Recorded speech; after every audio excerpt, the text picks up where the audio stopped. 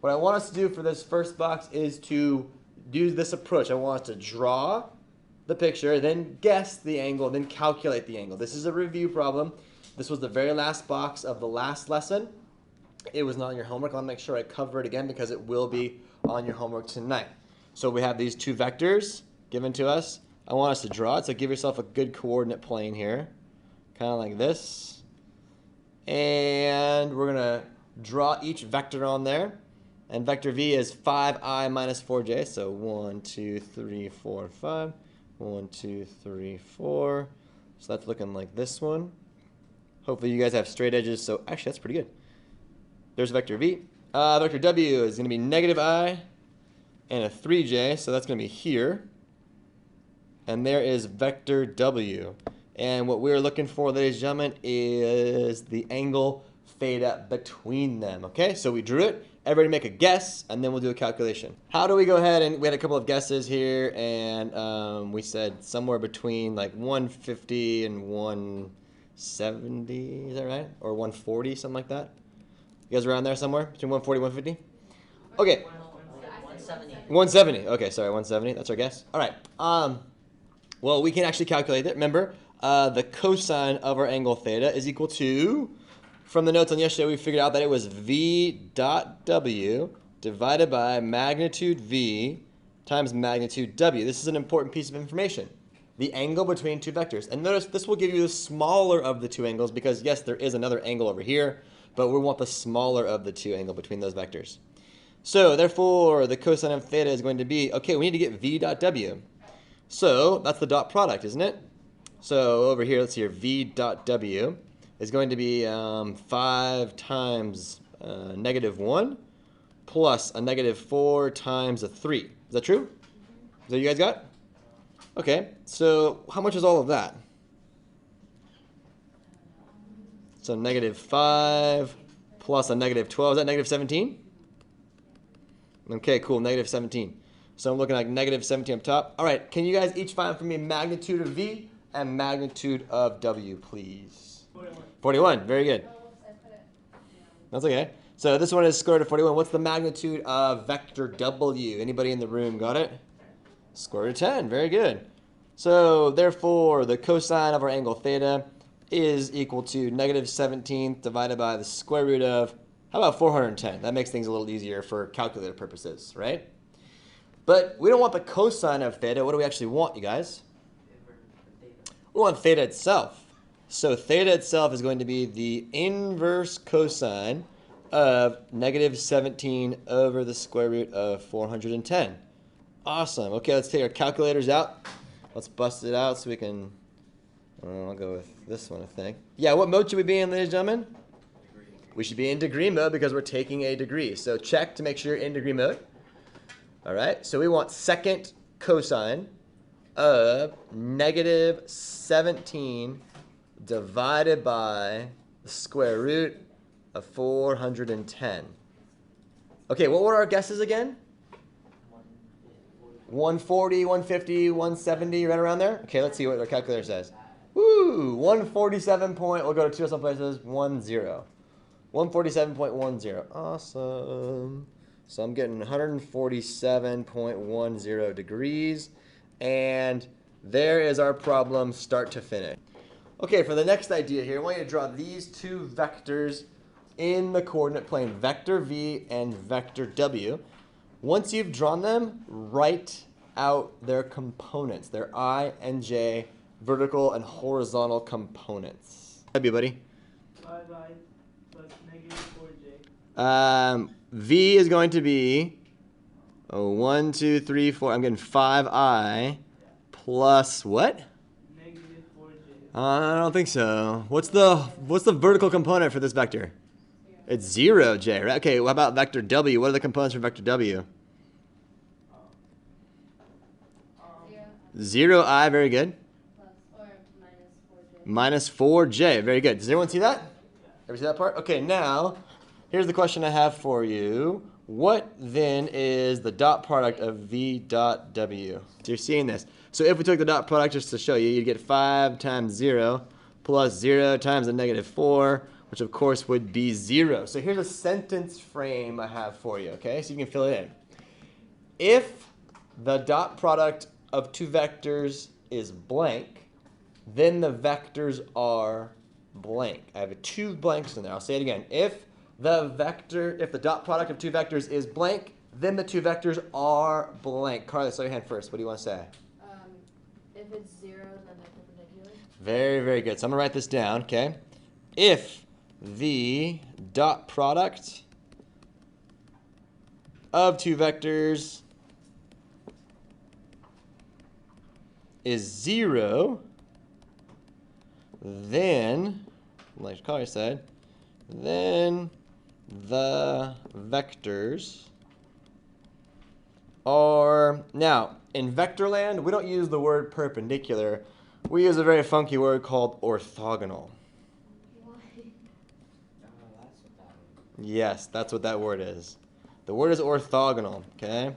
Two vectors are orthogonal if and only if their dot product is equal to 0. Orthogonal is a fancy word for perpendicular. So in vector land, when two vectors are perpendicular to each other, they are orthogonal, and we can verify it by taking the dot product, and if that dot product is 0, then it verifies it.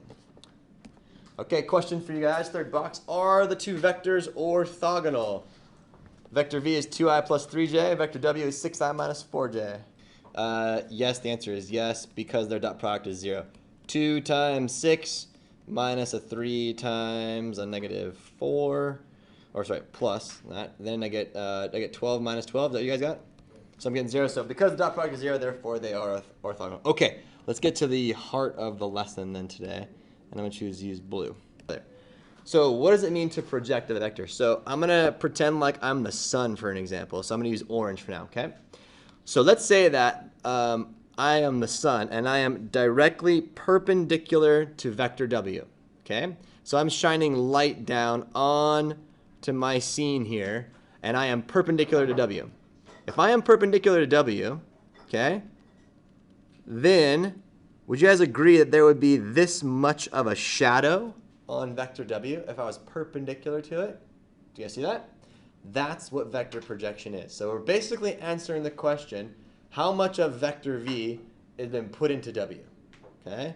So the best way to think about it is if we are perpendicular to vector W and we shine a light down, what would the shadow be? How long would that shadow be, and how do we describe it? Okay?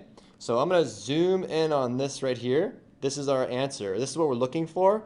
We're looking for a way to describe this. This is called the projection of vector V onto vector W. Okay? That's called the projection of V onto W. Notice where the V is. Notice where the W is. The V is normal, and the W is a subscript. Okay? So our goal is to be able to describe that vector right there in terms of I and J. That'll be our answer. That's what the projection of V onto W is. So now what I want you to do, you guys, is I want you to look at this vector right here, and this is our scale, okay? I want you to guess what you think this vector would be in terms of its components. There's a certain amount of I, and there's a certain amount of J. So there's a certain amount in the horizontal direction and a certain amount in the vertical direction. And I want you to use decimals accurate to 2 decimal places, okay? And I want you to write that guess down on the page. How would you describe this orange vector, which is basically the shadow of the vector being perpendicular down onto W? All right, so the guess that we had was this. It was 2.00I plus 0.5j, and that's a reasonable guess for us. So our answer will look something like that once we're all said and done, okay? All right, so let's focus on this area right here. This orange vector is a vector, and then this one right here is another vector. So is there an angle between them? There is an angle between them. Let's start there, right? So let's start with that. So we'll say, okay, the cosine of that angle between them has to be V dot W divided by magnitude V, magnitude W, right? The angle will still be the same regardless of what I'm working on there. So if I want that angle, we can do this, right? So therefore, cosine theta V dot W is going to be 4 times 1 plus 3 times 1 divided by the magnitude of v, which is the square root of 1 squared plus 3 squared, times the magnitude of w, which is 4 squared plus 1 squared. So cosine of theta is going to be, let's see here, 4 and 3, that's 7, huh? Let's see here, this would be the square root of 10, and this is going to be the square root of 17. So therefore, theta is equal to the cosine inverse of 7 over 107 square root of 170. So theta, okay, what do you guys get when we do that? Can you run that through your calculator? Tell me what you get. Okay, so we're getting about 57.53 degrees. Okay, that's a good place to start. All right. So now, check this out. If I were to draw this triangle again, this right triangle that I have here, because after all, that's what we're talking about, the projection here. This is 57.53 degrees. What is this length right here? Do I know this length here, you guys? What is that? That's the magnitude of v. Do I know the magnitude of v? I sure do. What is the magnitude of v? It's the square root of 10. Okay? And the thing that I want is down here. Huh. That's the thing that I'm looking for. So, is there some way that I could relate these in this right triangle here? I have an x, I have an angle, I have a square root of 10. Cosine. Very good. The cosine of that angle is equal to x divided by the square root of 10, because that's the adjacent, and then that's the opposite, right? Well, I happen to know that angle, don't I? So the cosine of 57.53 degrees equals x over the square root of 10. Well, sweet. So that means that x is just equal to the square root of 10 times the cosine of 57.53 degrees. So what is that? Let's figure that out. Here we go. Second square root of 10 times the cosine of 57.53 degrees. Awesome. So if I round to 2 decimal places, I'm getting 1.70. Is that what you guys got? You guys cool with that? Okay. So that length is now 1.70. Now, our answer, remember, our answer is going to look something like this, an I and a j component, right? So all we now know is that this vector here, the length of that projection vector is 1.70. But the question is, how do we write it in terms of i's and j's? So we just figured out we want a unit vector in the direction of w, and then we're going to multiply that by our scalar of 1.7. Okay? So how do I get a unit vector again, everybody? Yes. So our unit vector in w is going to be w divided by magnitude w. Okay, so w, the original vector, was 4i plus j. So let's put that in there. 4i plus j divided by the magnitude of w. Did we figure that one out? We sure did. That's the square root of 17. Square root of 17. All right, once we get this answer, you guys, we're going to take that answer, we're going to multiply it by our scalar of 1.70, and then we will have our projection of v onto w. So let's go ahead and calculate all of that. What did you come up with then? So 1.65i plus 0.41j. Plus 0.41j, and that is absolutely right. That is the projection of vector v onto w. So that is within our reasonable guess, what we had up here, which was 2.0i plus a half j. So our answer was 1.6i plus 0.41j. That is our projection of vector v onto w. Okay, so everyone cool with the answer? All right, wouldn't it be cool if there was like a formula or something that we could just, like, wouldn't that be sweet if there was a formula? Yeah, okay. Yeah, that'd be awesome if there was a formula, right? Well, there is a formula, but I want to show you, I'm going to build it with you guys, okay? So here we go. Follow along on the right-hand side here. So what did we just do? What did we do? Okay, this is the really cool part here. Well, we started with this. We started with this part. You guys agree with that? I'm gonna box some key steps that we did. So I'm gonna do that too. cosine of theta is v dot w over magnitude v magnitude w. You guys got that part? And then we did this part over here. You guys see that down there, that second box that I put a little pink box around? We said that the cosine of theta was equal to the thing we're looking for over the square root of 10. What does the square root of 10 represent in the problem? The Magnitude of what? W. The magnitude of v. That's going to be the magnitude of v. All right? So check this out. If the cosine of theta is equal to this stuff, and the cosine of theta is equal to that stuff, what can you say about the stuffs? They're equal to each other. So v dot w divided by magnitude v magnitude w is equal to the thing we're looking for divided by magnitude v. Okay? Let's see here. So if I multiply both sides by magnitude of v, well, then that cancels here, and then that will cancel with that down there, right? Okay? But then the next thing that we did was we multiplied by a unit vector, right? So if I multiply this by a unit vector, which I will do, I would multiply it by w over magnitude w. So here's what we get. X is equal to v dot w divided by, look, magnitude w times magnitude w. Well, that's just magnitude w squared.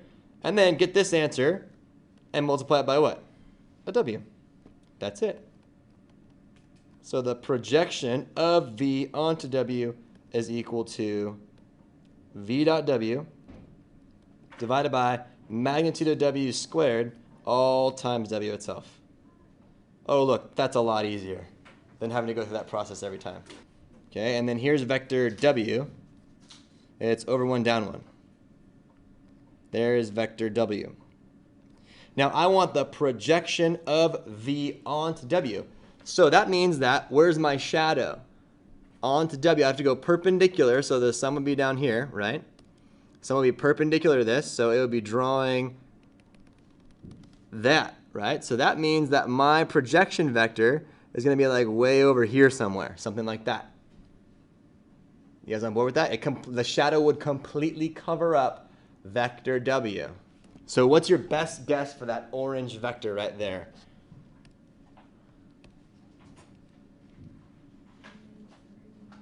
What do you think?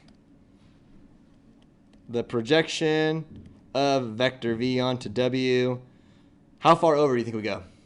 Give me a good guess, a reasonable guess. 4? Okay, that's a reasonable guess. 4i, and then down how far? Plus 3.75j. That's a reasonable guess, you guys. That's a reasonable guess. Okay, good. Yes, thank you. It would be minus. Good call. All right, so feeling purple here. So we say the projection of vector v onto w is going to be v dot w divided by magnitude w squared, and then we're going to multiply it by vector w. Now the formula is way easier, right? Thank goodness for that. Okay, v dot w, here we go.